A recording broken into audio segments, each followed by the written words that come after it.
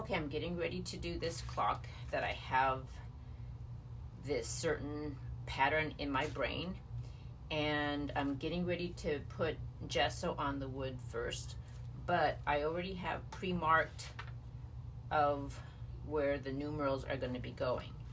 So since I'm going to be covering up all these marks, I put on the side where my 12 is, 12, 3, 6, and 9, because what I'm planning on doing is putting like some crushed rocks and such, but I don't want them where my numerals are going to be. I'm going to put a 12, 3, 6, and a 9, so I'll have some rocks or something going around here, not to get in the way of my numerals. So since I'm going to be putting gesso all over the place, I wanted to make sure I know where my 12, 3, and 6, and 9 is supposed to be.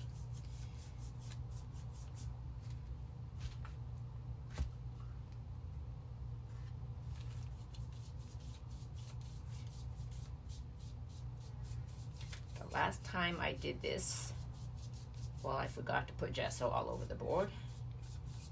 Then the next time, the other time that I did this project, I covered up everything with gesso, all my pre-markings, and then I forgot where I was going to put my numerals. And this matters a little bit because when I put the mechanism in the back of this clock, my mechanism is going to be right back here with the hook here. If my 12 is going to go somewhere over here, my mechanism's in this position, it's not hanging right. So this time my 12 is right there at the top, and hopefully everything works out this time. It's not really necessary for me to really protect the wood from warping or anything, because this is a really thick MDF board. But mainly what I want to do is when I put my acrylic down, and if it's not very opaque, then I'm seeing the color of the wood, and I don't want to see the color of the wood. So this coat of white gesso will help with that. Probably instead of giving it another coat or two of the gesso, I will just do a base paint of probably like a blue, because I'm kind of planning on making it to be a blue clock. So I will do a background of blue acrylic after this gesso is dried. So be right back.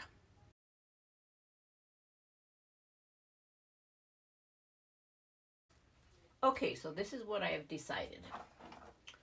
I'm going to make about 6 ounces of resin, and I'm not going to use all 6 ounces for this cup. I'm planning on using probably, hopefully at the most, 4 ounces on this clock, and then I'm going to use the other 2 ounces on some other projects that need to be resin that I have in the background waiting for me. But I kind of penciled this out of what my plan is in my head. And we all know things don't go according to whatever's in your head, but this is what I've got going. So I've got my numbers, 12, 1, 2, 3. I'm going to put probably like a white, creamish colored coat in between my 10 and 11, and in between my 1 and 2. And the same will go down at the bottom, between the 4 and the 5, and the 7 and 8. And this middle part will be different colored blues.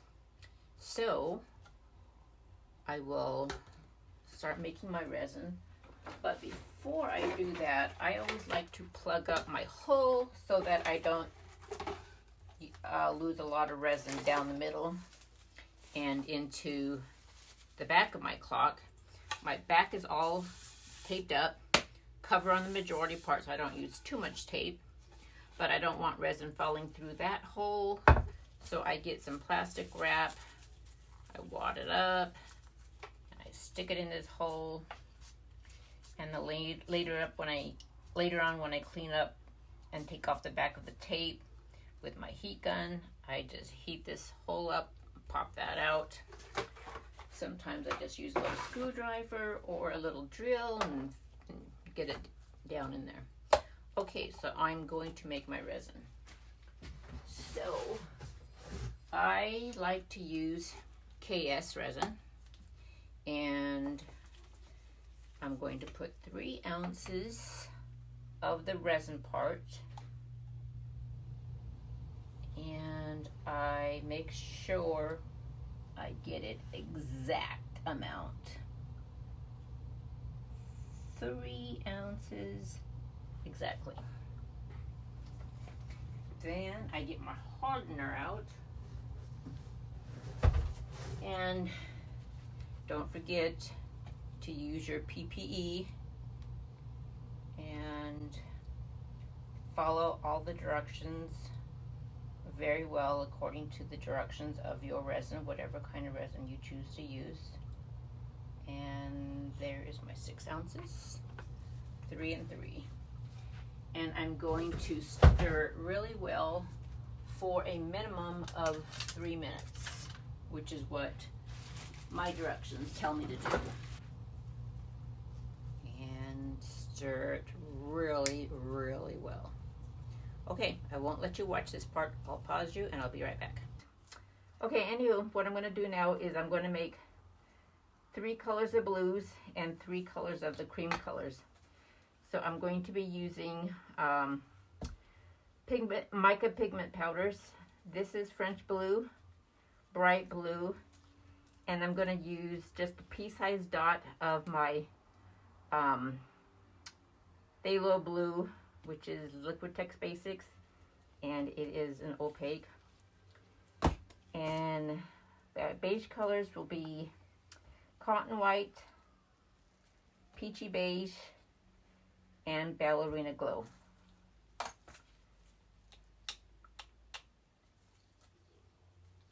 That looks really, really pretty. I first pour them into the lid so that I don't pour too much out, and in case I do pour too much out, I can try to put it back into the bottle. And just a pea-sized dot is all is needed. Cotton white, too much.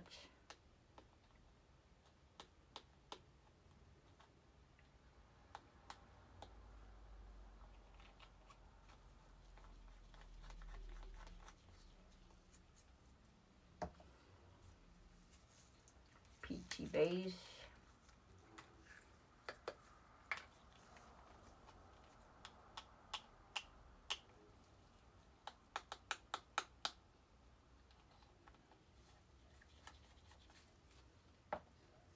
And ballerina glow. Oh yeah, there's one more color I wanted. A little teeny tiny bit of gold. And I use a pea-size dot of this. It's by Master's Touch. It's Pearlized Bright Gold. And a little bit is all we need.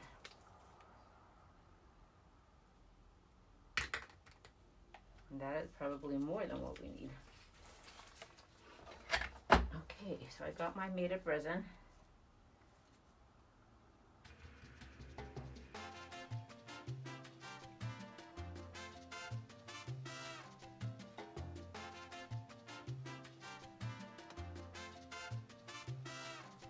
And I'll do my gold a little bit later.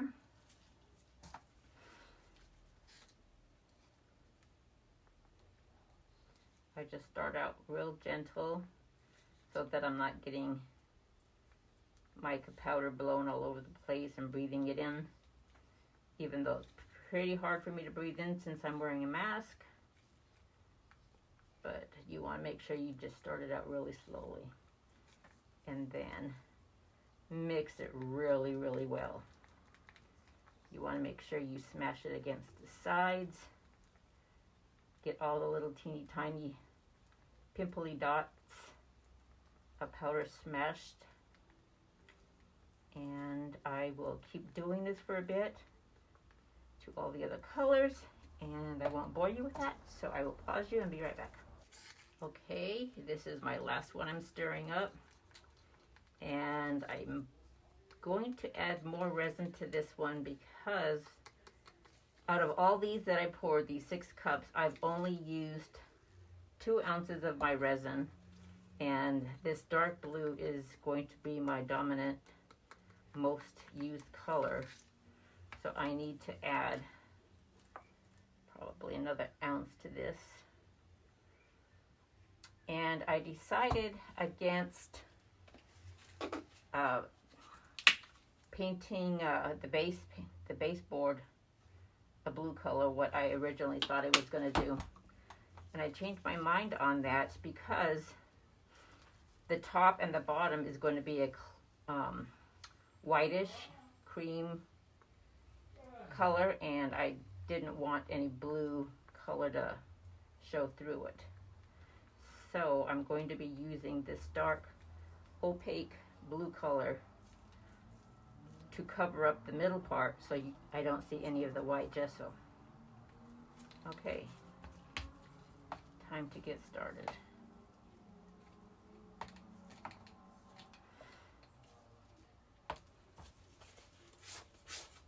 My board a bit. Okay. So I will, I don't know, probably start with my blue.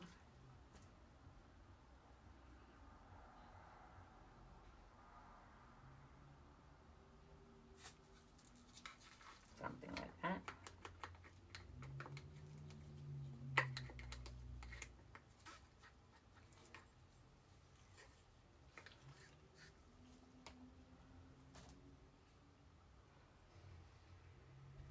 I always use my fingers no matter what I'm doing, even if it's like just I'm covering a clear coat of resin on top of my projects. With my fingers or my hand, I can feel like the places I'm missing, especially if I'm trying to cover the edges, the sides, I can really feel. Okay, that's probably about what I'm planning with the blue. I'm going to make sure I cover up my pencil mark with the blue.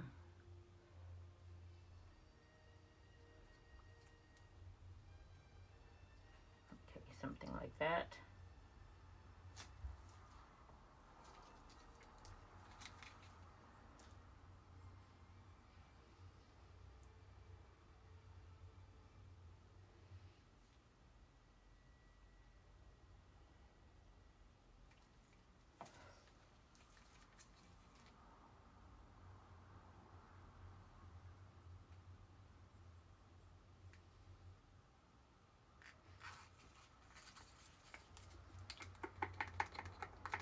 I am going to use my heat gun on this, but I'm not going to try to blend it too much.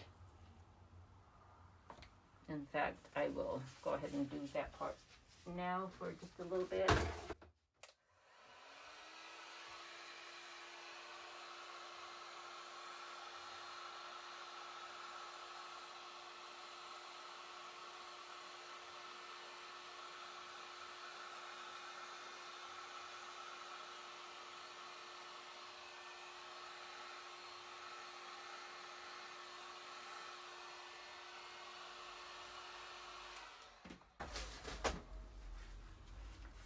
I'm going to go back over this a little bit with a little bit of streaks of gold. So now I will do I probably need a little more resin in one of these colors.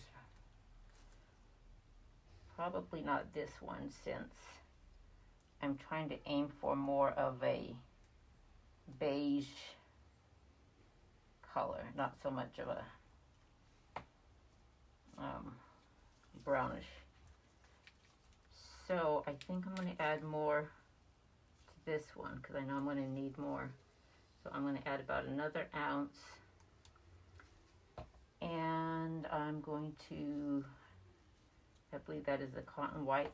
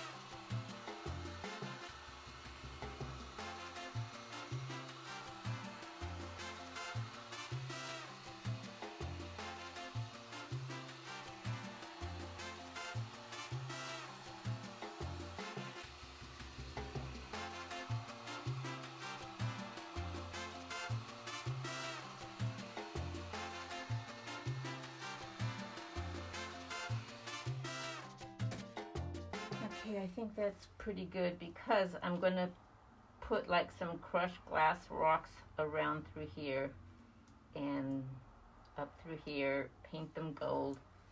So I don't want too much gold. I'm going to give it a little torch, make sure I have all the air bubbles popped.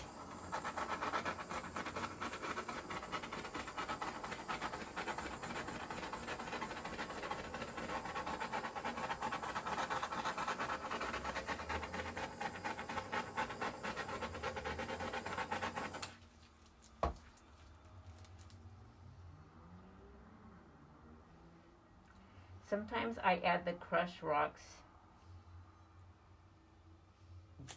right now while the resin is still wet, and I put them where I kind of want them. And sometimes I wait and do a second coat. But I'm a little impatient, so I'm going to go ahead and try a few rocks right now. I'm going to use these rocks. I don't think I see it any place what it says what color it is, but they're not clear white. These are more of a, they've got a little hint of a rose gold in there. And I'm going to pour some into a cup first.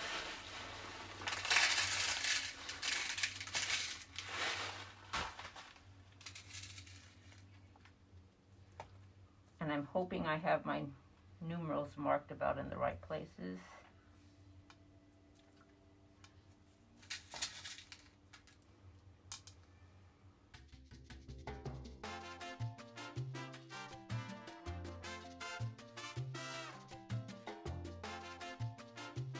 I think that'll do it. I'll let this cure for 24 hours and then I'll come back and touch it up. I think I'm planning on putting gold all around and on top of these rocks. That was sort of my thinking, but I might just leave it as is. I don't know. We'll find out what happens tomorrow. Okay, be right back.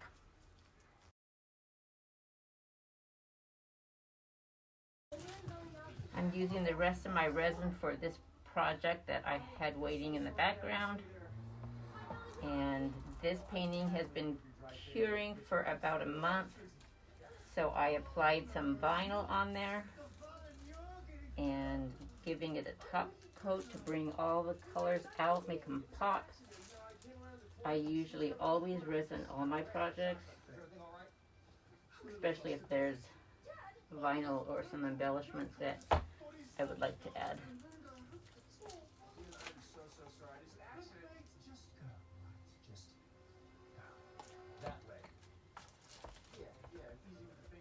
And since I'm using my hand, my fingers, I can feel what hasn't been covered with resin.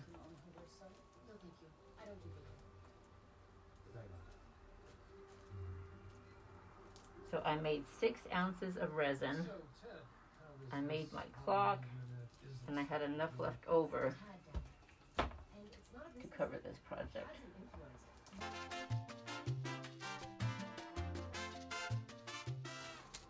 Now I will torch it to get all the air bubbles out.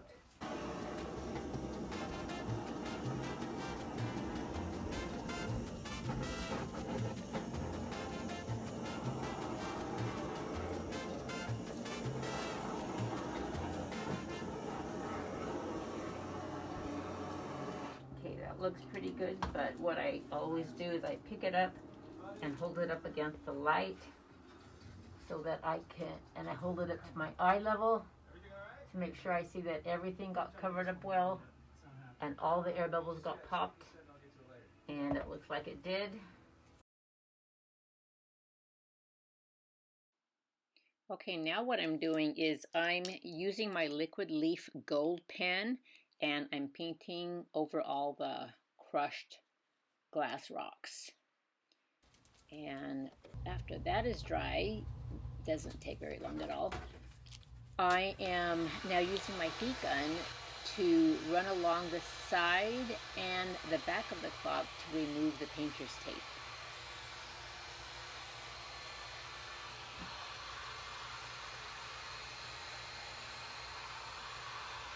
I usually just do a little bit at a time, like a quarter of the side.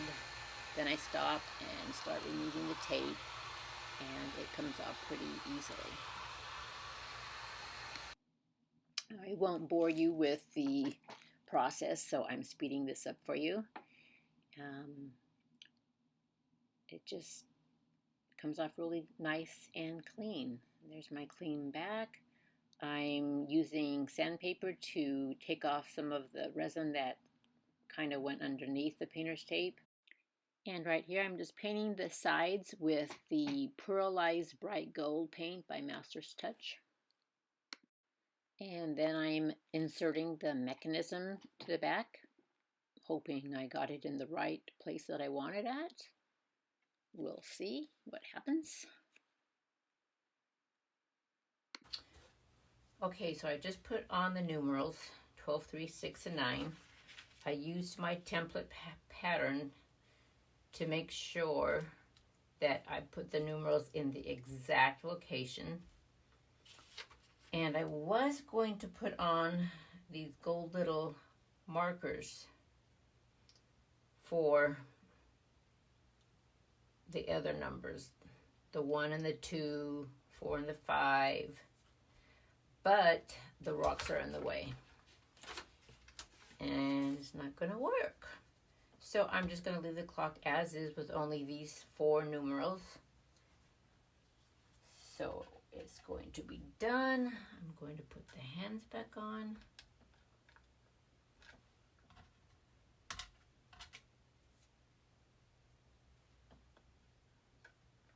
I painted these hands with the same liquid gold leaf so that they would match.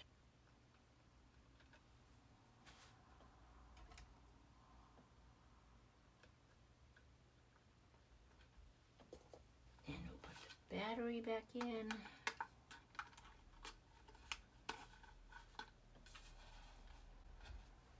And there we go. Clock is finished. Didn't go exactly according to my plan.